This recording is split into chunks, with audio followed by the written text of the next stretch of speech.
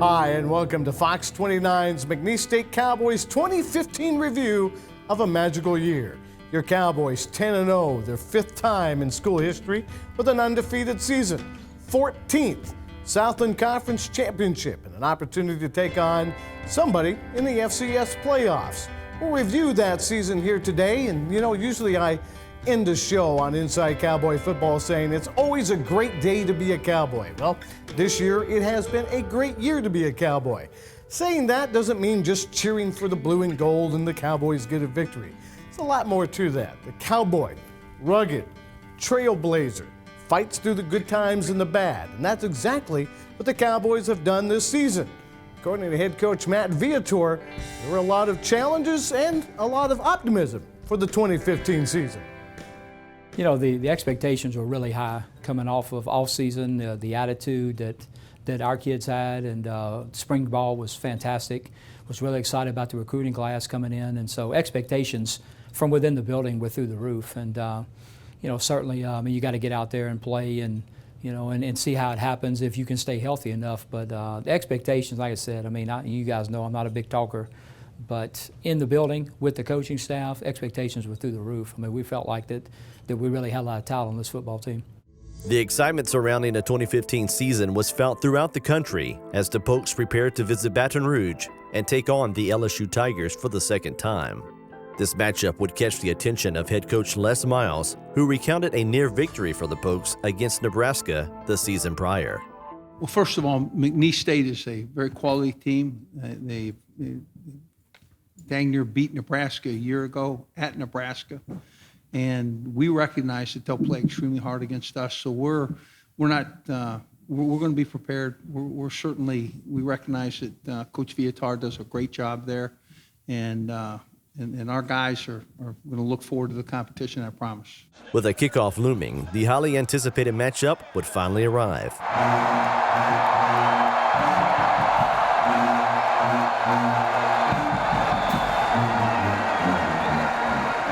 However, the pomp and circumstance would be short-lived with a lightning delay that would eventually bring both teams on an agreement to cancel the game. It was disappointing because the players really wanted to play, but we took it, and I talked to the players on Sunday. What a great experience it was, though, even to, because the game was canceled after 14 plays or whatever it was, but we got to prepare every week to play a top 5, top 10 team in the nation, So, we had preparation and went into the game and the pregame and the crowd and the kick, So the experience was still good. We would have loved to have played, but it was a great experience. And, and to take from that, I liked what we did up until the time the game was called. We prepared well. So I think this was a challenging game to prepare for. McNeese does what they do extremely well, and we needed to accomplish it. I think our guys will take from game prep and game week, even though they didn't get the experience of the game, there will be some carryover. The carryover from a canceled game would propel the Cowboys to their home opener, second-time season opener, and conference opener with opponent Incarnate Word. The Cowboys again donned camo uniforms in respect for the armed forces, led by senior Wallace Scott. The first score would come for the Cowboys with this 42-yard run by senior Derek Milton. They fake the end around. Cowboys fans had to wait an extra week. Finally, a touchdown to celebrate. The Cowboys would go on to dominate the remainder of the game, 43-6. It was then on to Nacogdoches, Texas, where the Pokes would face Stephen F. Austin, the number 2 ranked team in the conference preseason polls. The Cowboys would receive the ball first, but go 3 and out on their first possession, giving the Lumberjacks an opportunity to score. With quarterback Zach Conk at the helm, SFA threatened to score early in the game. But a scoop and score ensured that was not the case. And he'll keep it himself. He'll dive. It's loose. The ball's loose. Cowboys have it, and they're going the other way. With the football is Wallace Scott. He could go the distance. He's at the 40, 35, 30, 25, 20. escapes the tackle into the end zone, 100+ yards for a Cowboy touchdown. The Cowboys would trail 14-7 until the second quarter with 22-yard pass from Daniel Sams to David Bush.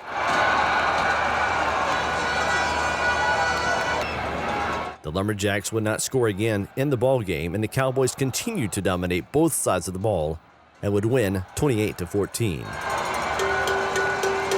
The Cowboys' mindset throughout the season has been one game at a time, taking each opponent as serious as the previous. With 2 conference wins under their belt, the Cowboys face a Division II opponent, Mississippi College. The Choctaws found themselves facing a top-rated defense which allowed only 114 yards, 15 of those passing.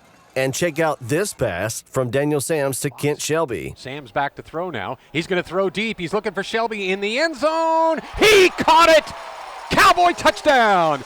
That was a heck of a grab by Shelby, about 7 yards deep in the end zone.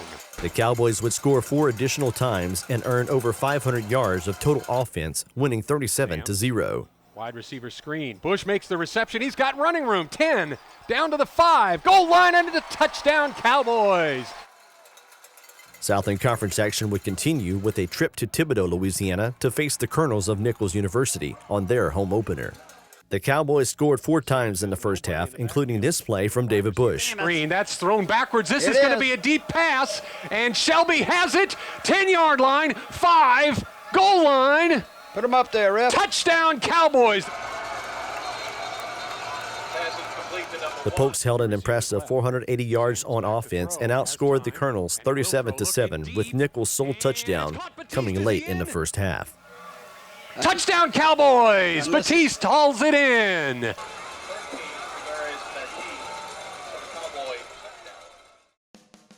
Fox 29's 2015 McNeese football season review is made possible by these sponsors: First Federal Bank of Louisiana, Tarver Automotive Group, and Lakeside Bank.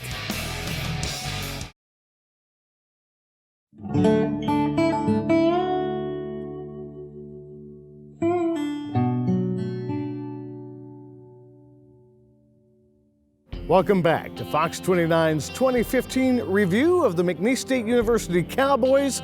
The Cowboys off to a 4-0 season after a victory at Nichols in Thibodaux to come back here to the Hole to take on Southeastern in the game that head coach Matt Viator says was pivotal to the season. I think, to be honest with you, Southeastern. And I know we came back against Stephen F. But Southeastern, of course, they'd beaten us 2 or 3 years, and I thought, really, to be honest with you, the questions were, how we were recruiting, how they're recruiting, how we're doing whatever, and can we physically, match up and this and that. And although the score was 14 points or 17 points, whatever it was, I thought we dominated the game. And we both, another thing too, that I thought we dominated it physically. And to be able to line up a game against those guys, and we ran the football and they couldn't run it. And and that was kind of I think the game that the players circled on the deal, was that Southeastern game coming in here and stuff, and I thought that really got us moving in the direction we wanted to move. The Cowboys were continuing to rise in the polls, landing a number 13 spot for the week leading to Southeastern. Much preparation surrounded this game, as Southeastern had dominated the Cowboys in the last 3 meetings between the 2 squads. The key to this matchup will be to contain the Lions' high-powered rushing offense. Leading 7-0 are the Pokes. Ross gets the carry. He's got some traffic, and now he breaks free. He crosses midfield. He's at the 40, 35, 30. He could go 20, 15, 10, 5. Ryan Ross with a Cowboy touchdown. He was all bottled up and escaped, found himself upright at midfield, and all of a sudden he had nothing but daylight in front of him. Ryan Ross with the score. The defense would go on to contain the Lions to just 88 yards in the second half, And the ball is loose and a fumble recovery to seal the game. by the Cowboys. The Cowboys have it. We got the ball. The Cowboys continued their undefeated season by winning with a score of 21-7.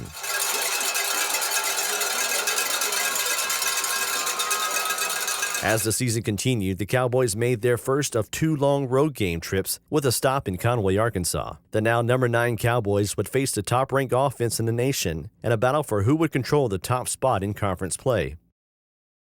Both defenses would keep the score low in the first half, with only 3 points given to Central Arkansas. And he will be taken down at the line of scrimmage. And on the stop, who got there? That's Goins for the Cowboys from the linebacker spot. However, after a motivating halftime period led by the Cowboys coaching staff, the Pokes were ready to get the job done. 25-20, still going! Inside the 10 and down at the 7-yard line. Attaboy. Ryan Ross. Ryan Ross on the carry for the Cowboys. Wallace Scott on this scoop and score would tie the record for career defensive touchdowns. Oh, the ball hit the motion man. It's loose. Cowboys pick it up, and they could go. They could go. That's Wallace Scott. Touchdown Cowboys. Wallace Scott on the scoop and the score. This was Scott's second of the year. Number 20, Wallace Scott. Meanwhile, Ryan Ross earned his spot in school history by surpassing the 1,000-yard rushing mark. The Cowboys now solidify themselves in the conference standings as the #1 team. It was homecoming week for the Cowboys, and conference race continued as Northwestern State comes to town. Again, the Cowboys' nationally ranked defense held the Demons to bay, allowing just 105 rushing yards. Is intercepted by the Cowboys. Dominique Hill at the 38-yard line. In this matchup, Daniel Sams would break Kerry Joseph's rushing record with his 5 100-yard rushing games. Sams keeps, and he's got running room. He's got the first down, and he's got more. Trying to turn the corner left side, 20, 15, 10, 5. Touchdown, Cowboys! Daniel Sams. He goes 52 yards for the score. The Pokes shake the Demons to a 47-27 victory on homecoming.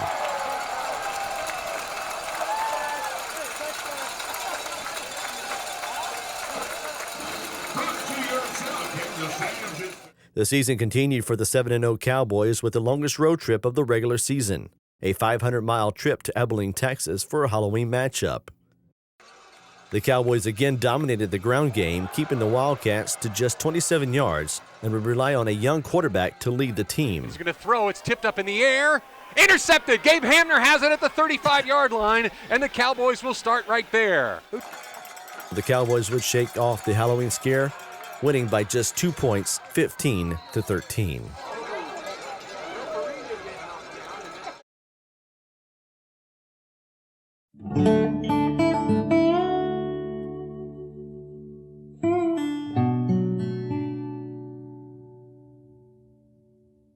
We continue our review of the 2015 McNeese State Cowboy football season. The Pokes riding high after a narrow victory at Abilene Christian, a chance to come back, to their locker room, to the hole. Come back home to take on the Sam Houston Bearcats, which have given the Cowboys problems in the past. Things start here in the locker room, get finished on the field. The Cowboys hoping to get a victory and at least a share of the Southland Conference title. Consistency on both sides of the ball would be paramount as McNeese hosted Sam Houston in Week 10. I think the thing that's impressed me is just, we knew we had talent, but a lot of people do, and of course I know we got great coaches. Lance is awesome, and those Manny and Lark and Chris and those guys. I mean, they've been together, and but I think the thing that's impressed me, Richard, more than anything, is just how consistent we've been. And, our guys, first quarter to fourth quarter and week after week, it's relentless effort, it's relentless pressure, and that's hard to do, consistently for 10 games. And, the Northwestern game, maybe not the best we played, but still obviously good enough to win. But, those other 9 games, how can you go back and find any fault in what we did? It's just, like I said, it's the consistency is what's impressed me.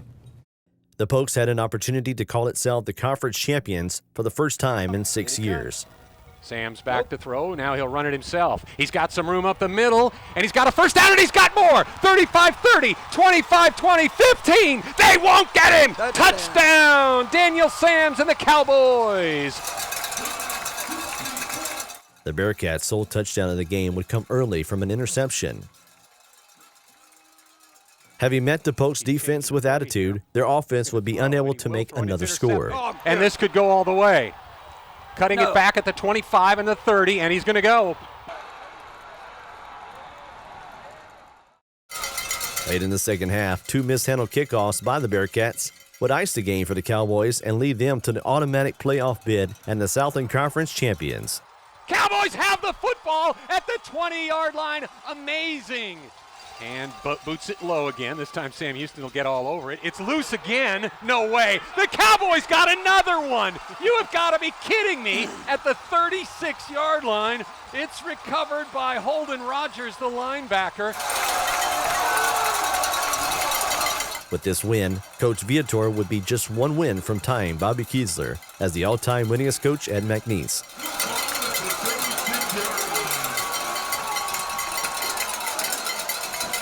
Sams will give it to Ryan Ross. He runs to the right. Can he turn the corner? 15, 10, 5. Touchdown! Ryan Ross scores for the Cowboys.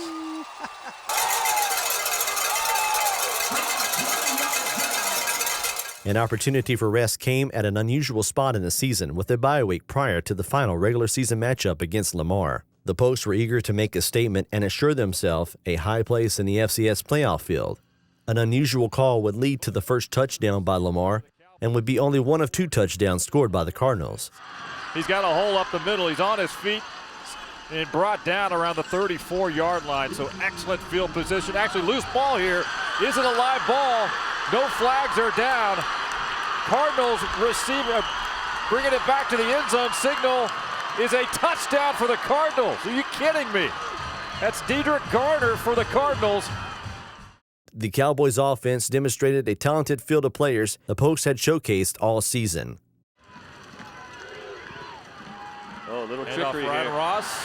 A lot of room, too. Here we go. This is David Bush. He's got running room down the left side at midfield. Still on his feet inside the 40, near the 30. Takes a hit down by the 25-yard line. 49-yard pickup down to the 26. Handoff here to Ross. He's on his feet again near the 15. Turns the corner. Touchdown, Cowboys. But Logan Moss hanging on to Daniel Sam, and how did Sams get away and complete that pass? Pass is caught at near the 40. The domination of the defense and the willingness of a team to come together allowed the Cowboys to finish undefeated with a 20-14 win over Lamar and become the undisputed Southern Conference champions. Out of his hands, we've got a flag down.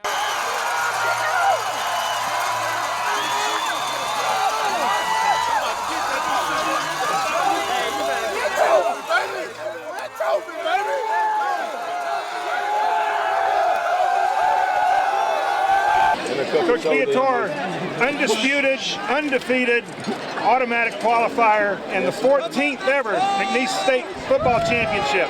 Congratulations.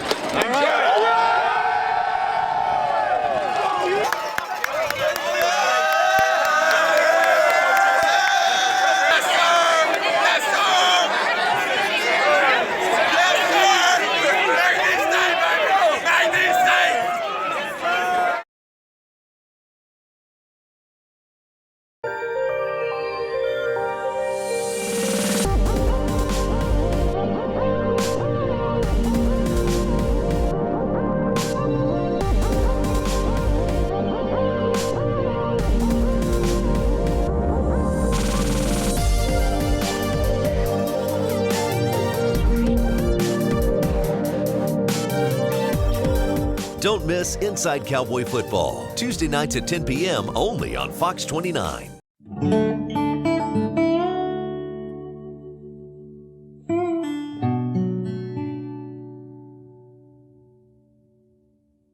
We wrap up the Fox 29 2015 review of the McNeese State Cowboys. Yes, the Cowboys had done it.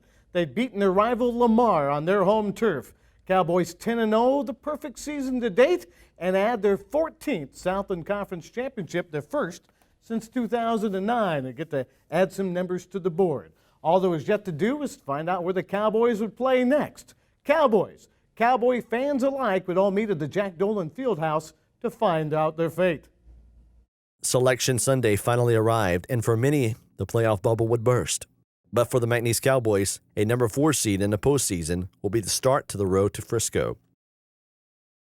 I think it's about what I kind of thought, because I understand the geographics and how it works. And if you look at it, Jacksonville was going to be the #1 team they deserved to be. I mean, they lost one game, and it was to Auburn in overtime. So that loss did them a lot of good. You know, I mean, if a loss ever does you good, that loss did them a whole lot of good and stuff from a national attention standpoint. And but, you know, I knew that we were bunched in there with Illinois State and North Dakota State. I knew that. And I kind of predicted, I talked to Mr. Hempill and to Matt Bonnet, and I said, you know, I wouldn't be surprised if we don't end up the 4. Because if everything played out and those 4 teams were playing because of TV and because of everything else, you got 2 teams in the South and 2 teams in the North. You know, so I would rather have been ranked second. You know, where 3rd and 4th are the same. That don't matter. But second would have been a, you know, an upgrade in terms of possibly playing every game at home. But, you know, 4's good too. Well, especially too when it gets to the second round like we are. Now you're down to 16, and so you know it's you're going to play a really good team. And what I've explained to the players is the pool, you know, is smaller really than any other organized sport. And you know, when you get in there, I mean, you know, you're already, you know, down to that small pool of teams, and you better play good. You know, the margin of error is slimmer, the attention to detail's got to be greater, and the level of execution's got to be greater. You know, to have a chance to win, because you're going to be playing extremely talented teams.